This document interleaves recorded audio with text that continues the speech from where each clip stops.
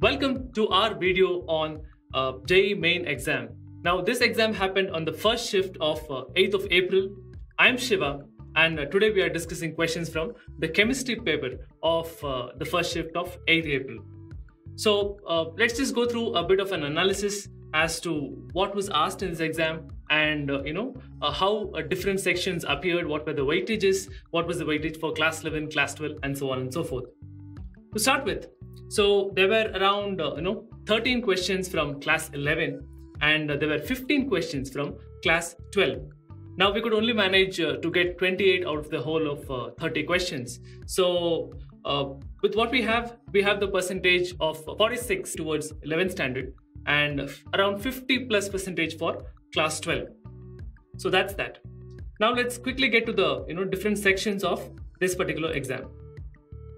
Now, if you look at the easy, medium, hard part of this particular exam, then it shows that as far as chemistry was concerned, we had 14 easy questions and 13 of these questions happened to be on the medium side, whereas the one question happened to be from the tough section. Now, if you look at the different sections of this exam, if you look at the organic section, that definitely takes the most weightage, and the physical and inorganic went far left behind. They also had very good weightages, but organic definitely had a lot of weightage. So that's that. Now, out of these 28 questions, we've handpicked and selected some of the questions which we thought were actually on the moderate to tough difficulty levels. And we are going to handpick a few of them and then go about solving them.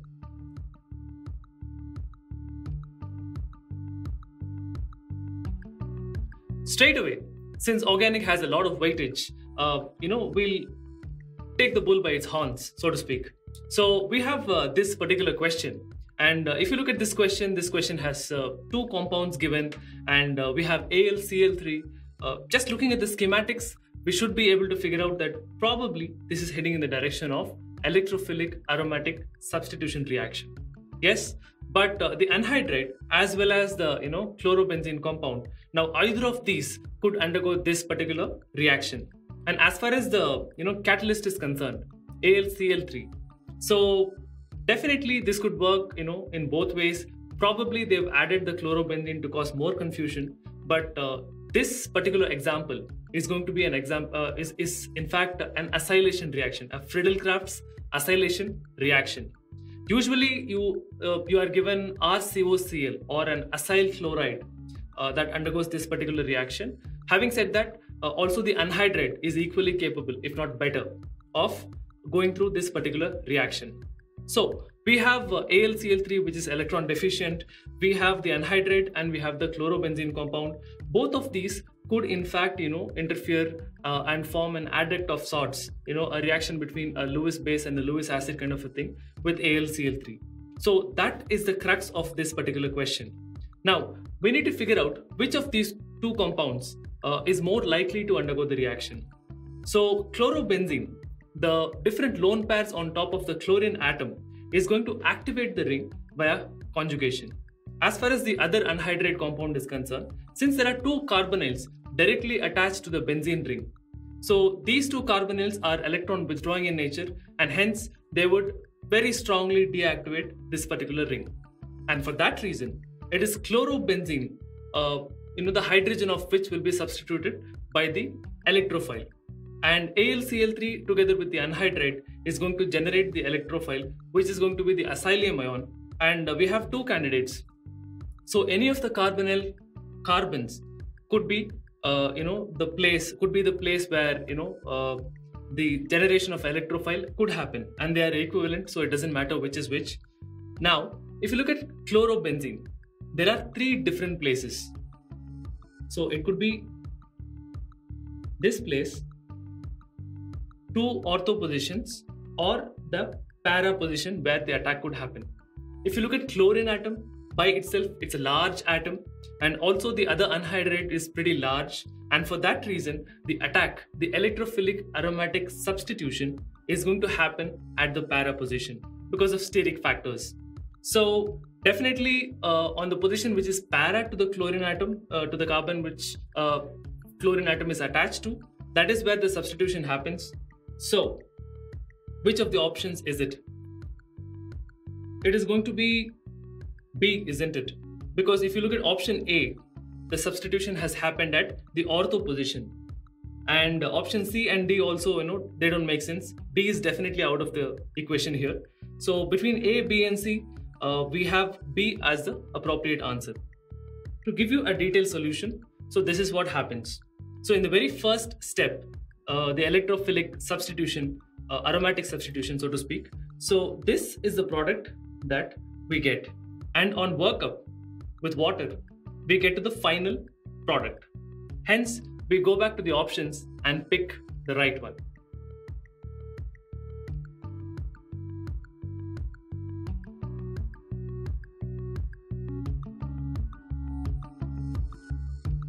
For the next question, also as part of organic chemistry, we have, so we are given an alpha brominated hydrocarbon, or this could be thought of as acetophenone, on which one of the hydrogens of the CH3 group has been replaced by a bond with bromine atom.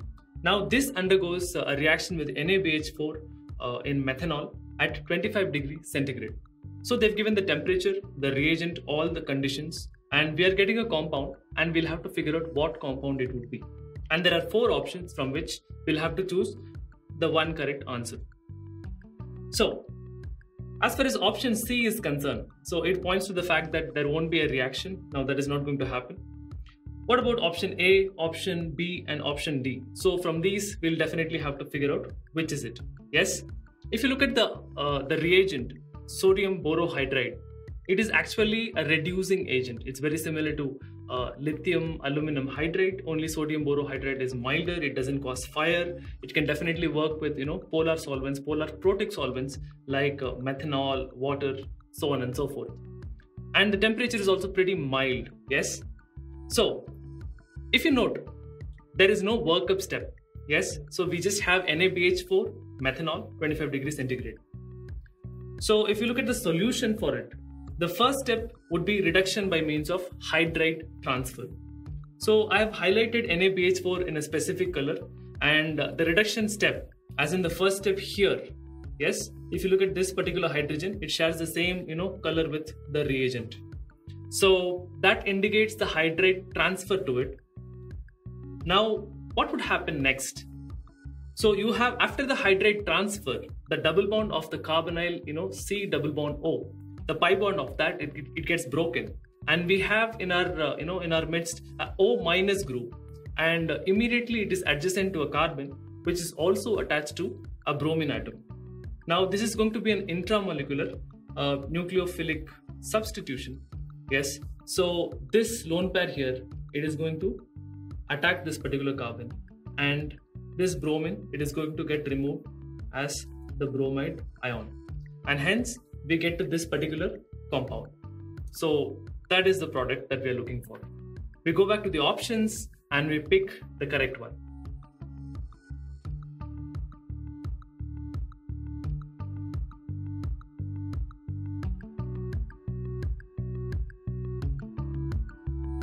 The next question is of a slightly different kind. Okay, just going by the question format, it's slightly different from what we're used to before. We have a table that has multiple tests and the results of these tests, of course the corresponding results rather, and we are given 4 substrates from which we'll have to choose the corresponding correct one, which corresponds to all these data which has been tabulated in this particular table. Yes, so we need to look at the data and we need to pick the right kind of substrate which corresponds to this particular data. There we go. So if you look at the question, we have 4 different tests: neutral ferric chloride test, filling solution test, iodoform reaction, and Grignard reaction. Now if you look at Grignard reaction, the result says that it is actually positive. By itself, it is not a test. It is not a test like a Hinsberg test or an iodoform test or neutral ferric chloride test or Benedict's or Filling's test. But the fact that Grignard reaction happens, it says that there is either a carbonyl, a carbonyl substrate there, a carbonyl C double bond O carbonyl bond is there, or there could also be an acidic hydrogen, a hydrogen, that a proton which could be abstracted by the R minus part of RMgX, the Grignard's reagent. That's that. So from these 4 substrates, we'll have to pick the right answer. What about the first one? Neutral ferric chloride test. So neutral ferric chloride test is given by phenols or phenol-like substances. The fact that that particular test is negative, it means that we don't have a benzene ring directly attached to a hydroxyl or OH group. So we'll have to keep that in mind, which means options B and D are definitely ruled out because we have a benzene ring wherein the carbon that forms the benzene ring is directly attached to an OH group, and if the compound were any one of B or D, then neutral ferric chloride test would have been positive, whereas in this case it's not positive. So we rule out B and D. What about failing solution? Even that is negative, which means definitely we are not dealing with an aldehyde. That's that. As for the third one, the iodoform reaction, that is positive. So what kind of substrates give iodoform reaction? So the substrate will definitely have to have a CH3 group immediately adjacent to a carbonyl group. So acetophenone, acetone, or acetaldehyde. So these 3 compounds definitely they give a positive iodoform test. But if you look at all the 4 options, we don't have any one of these. But we have a very interesting substrate where we have a secondary alcohol, okay, immediately surrounded by a CH3 group. Now this group, it can get oxidized to the aforementioned carbonyl group surrounded by a CH3 group, right, the acyl group. So we are looking for a compound that either has the requisite carbonyl adjacent to a CH3 group or something which can or may get oxidized to that group. So for that reason, the answer is straight away it is going to be option C. Now if you look at option C, it also has an acidic proton.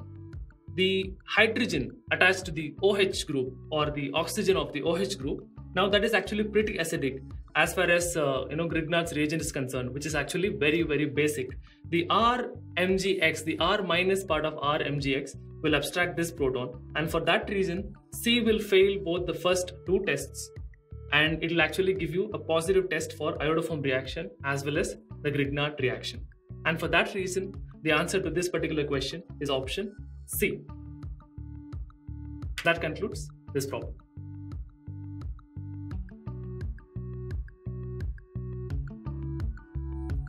Next up, let's quickly get to questions from physical chemistry. To start with, we have a fantastic question from the solid state. To read out the question, we have the question going like this. We have A forming a CCP lattice, and B occupying half of the octahedral voids, and O occupying all the tetrahedral voids. All the tetrahedral voids, O occupies. Half the octahedral voids, B occupies, and A forms CCP lattice.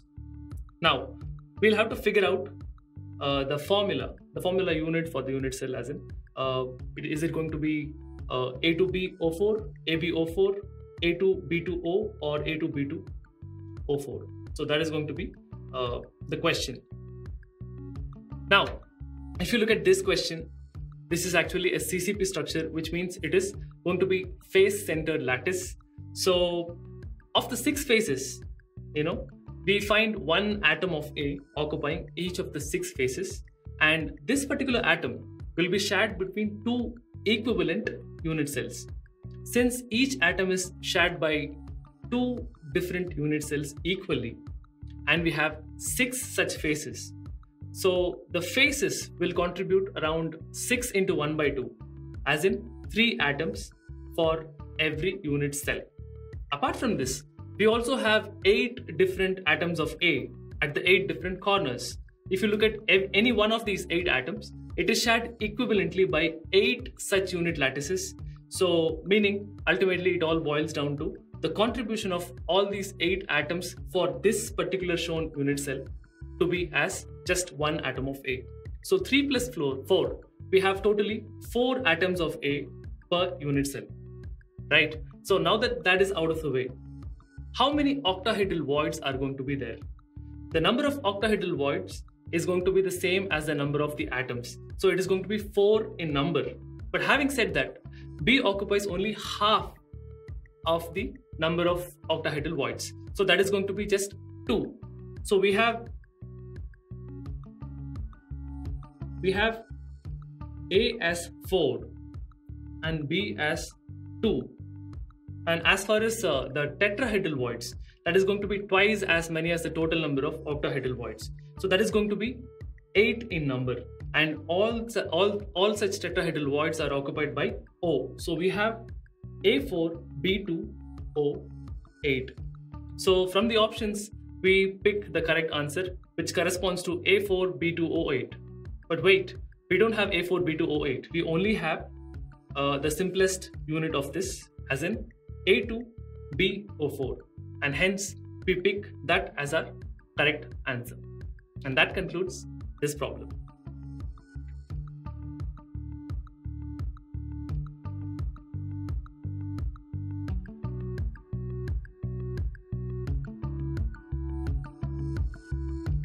For the next question, we have basics from stoichiometry. We also have to deal with concepts from volumetric analysis or mole concept. Yes? So the question goes like this. A solution of 100 ml water contains 0.73 grams of magnesium bicarbonate and 0.81 grams of calcium bicarbonate. We'll have to calculate the hardness in terms of the parts per million, as in ppm of calcium carbonate. We have 4 options, all of them in ppm, and we'll have to choose the one correct answer. Yep. So what do we do? Basically, we have magnesium bicarbonate, calcium bicarbonate. The quantities have been given, and we need to be able to know the molar masses of these bicarbonates, magnesium as well as calcium. If you know that, if you remember that, then this question is actually pretty straightforward. So how do we approach this problem? To start with, parts per million. Yes, ppm is 1 part per million. It seems pretty straightforward, but we need this to be able to proceed in terms of calculations. Also, the conversion factor for a ppm is that 1 ppm is the equivalent of 1 milligram per liter. If you don't get this straight away, then this question will take you a lot of time, time that could be better used in picking off much easier other questions which would actually enhance your overall score. But if you didn't know this conversion factor, then this might take a little longer than what you would otherwise expect. Now we need to be able to calculate how many moles of either of these bicarbonates are there, not just either, both of these in fact. And we just divide the given grams by their molar masses and get to that. So what about the molar mass of calcium carbonate? It's going to be 100 grams per mole. Yes. So that's that. We need to find out the moles and then divide by the total volume of the solution, and that would actually give us the hardness in terms of ppm of calcium carbonate. Straight away we calculate the number of moles of calcium bicarbonate. If you look at the the numbers that have been given as part of the question, then that kind of makes the calculations easier. We have 0.81 and 162 gram per mole is the molar mass of calcium bicarbonate. Likewise, we also have a very similar situation with magnesium bicarbonate. 0.73 grams have been given. The molar mass happens to be 146 grams per mole. It just boils down to be very simple, straightforward calculation. We find out the number of moles, add them up, and and just proceed with finding the equivalence in terms of ppm of calcium carbonate. So this 100 gram per mole here on top, that is going to be the molar mass of calcium carbonate. It's a very convenient 100 grams per mole, and we've been given 100 ml to start with. The solution is 100 ml. That is the volume of the solution. So we add up the moles, and we need to find the answer as part of milligram per liter. Yes, so that would actually correspond to ppm. So that is the starting point. So we add up the moles, and we have 1 liter equivalent to 1000 ml, and likewise 1 gram being equivalent to 1000 mg. And for that reason, we just plug in the values, compute and calculate, and cross out the corresponding units. So basically, we'll finally get as part of, we cross out these 2 mLs, and then we also cross out the grams. Finally, we are left with 10 power 4 mg per liter. So that should be your answer. It is going to be 10 power 4 ppm. Now we go back to the options, and the rest is pretty straightforward. We just pick 10 power 4 ppm.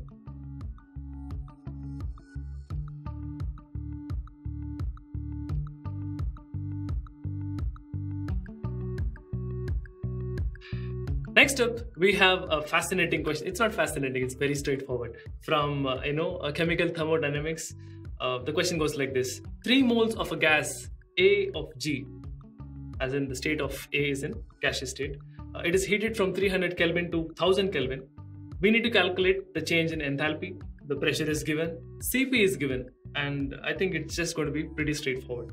Yes, we just have to input the whole thing into NCP dt and integrate as far as the limits are concerned.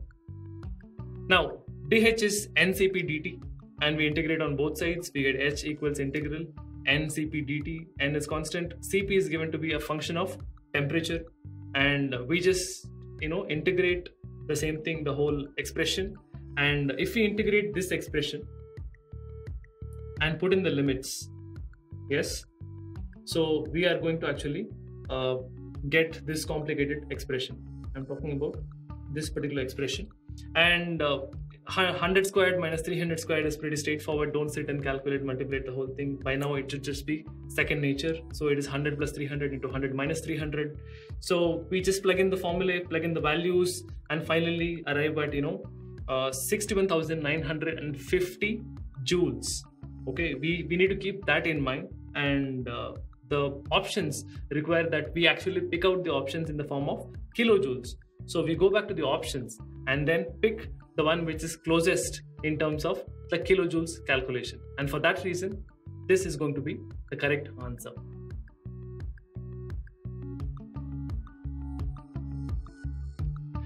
For our next question, as part of the physical part of the chemistry paper, we have an interesting question from kinetics. This is fairly straightforward. Such questions have been asked in previous exams. So we are given data as far as the reaction is concerned. We are given concentrations. The given reaction is 2A plus B giving C. So we need to find out the rate expression and pick one correct option from the 4 given options. So from the data, they have given us the initial rates, concentrations of A as well as B. We just have to start by assuming a particular rate. We don't know the orders, of course, so we are just going with variables. Plug in these different values, eliminate those variables, and then arrive at the particular expression. So this is the data. So for the first reaction, or the first tabulation, we have the initial rate to be 0.045. The concentrations are given. Between the first and the second observations, we see that the concentration of B does not change. We'll have to use this. So we start with a generic rate expression. So this is going to be the generic rate expression. So rate is given by rate equals K times concentration of A power X into concentration of B power Y. We don't know what X and Y are, and that is actually the crux of the problem. That is exactly what we need to find. We just plug in the data as which is given in the table, and we can get multiple expressions, and based on that we could actually eliminate variables and find the value. So if we take the rate expression for the observation 2, plug it in, and then divide a similar thing as far as the first observation is concerned, then we get that 0.1 divided by 0.05, the whole power X, because K as well as concentration of B power Y, they get cancelled out in this division process. I'm talking about this particular division step. So we have 2 power X equals 0.09 divided by 0.045, which is also 2. So 2 power X is equal to 2 power 1. So straight away, without getting into the nitty-gritties of the actual mathematics, we can equate X to be equal to 1. So that takes care of the coefficient of X. So we figured out what is X in the rate expression, and likewise we plug in the values for 3, the observation 3, and into the rate expression, and divide the same thing, divide that by plugging in the values from tabulation 1, that is the data for 1, into the rate expression, and we get these particular value. So here I might have actually missed out. Why? So 4 times 2 power y equals 16. So 2 power y equals 4, which is once again 2 power 2. So we can directly, equate y to be equal to 2. So the rate expression, it whittles down to rate equals k times a power 1 into concentration of a power 1 into concentration of b power 2. So that is exactly what we need to pick. So we go back to the options and then pick the correct answer. So that concludes this problem.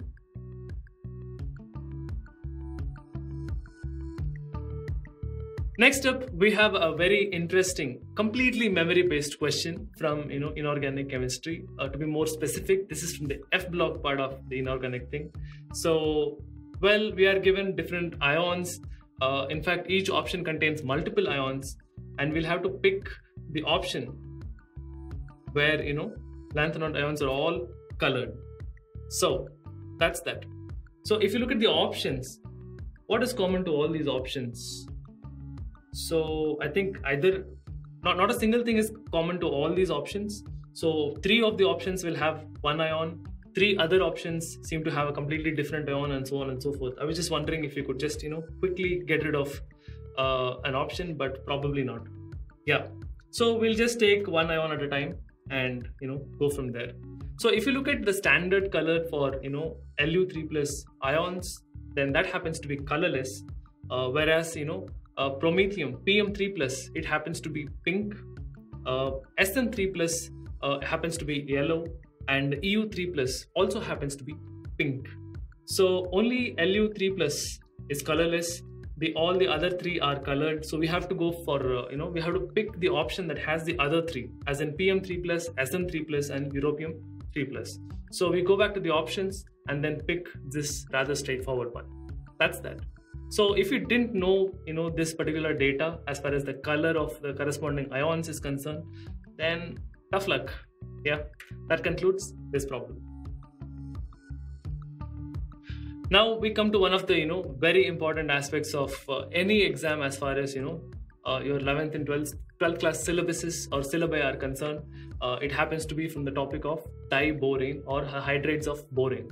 This is a very popular question, very often tested. I lost count how many times it has come in different exams.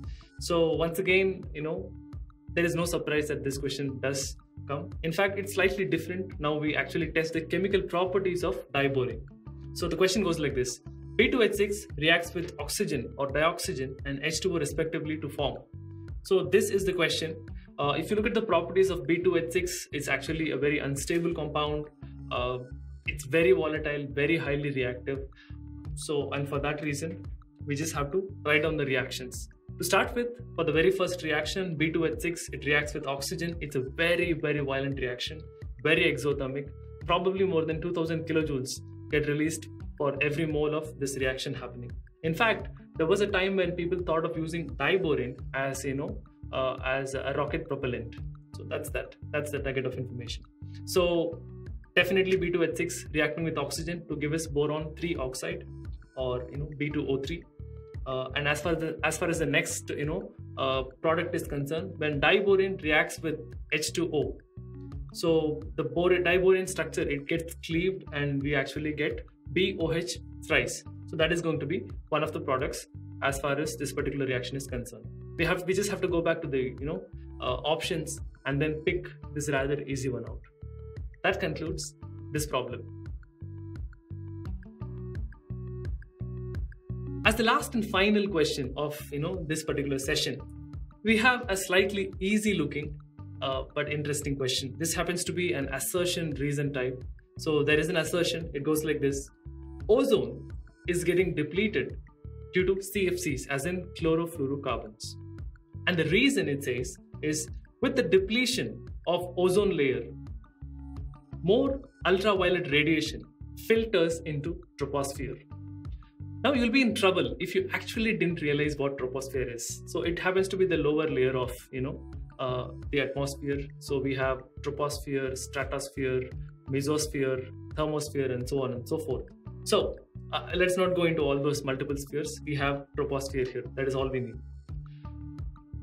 If ozone gets depleted due to CFCs, so what does ozone do in the first place? So it actually shields us from the harmful ultraviolet B rays, which is part of the spectrum that sunlight radiation that comes to planet Earth.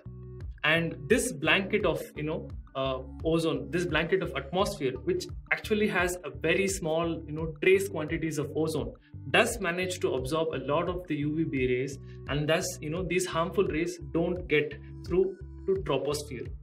So that is that. But ozone layer getting depleted due to CFC is it's an accurate statement. And the reason, the standalone statement which is which has been given as the reason here, that is also correct. So both these statements are correct, but does the reason sufficiently explain the assertion? Definitely not. So ozone getting depleted it's a very complicated mechanism. We have a lot of free radicals going about. That is true, but the reason is a completely unconnected but true statement. And for that reason, we choose the option corresponding to the number 2, as in both the assertion as well as the reason, they are correct, but the reason does not explain the assertion. So there you go. This one is actually a very straightforward, simple question. And with that, we've come to the end of this particular session. Thank you. I really appreciate this opportunity. For more videos and live lectures on the JEE, click on the subscribe button now.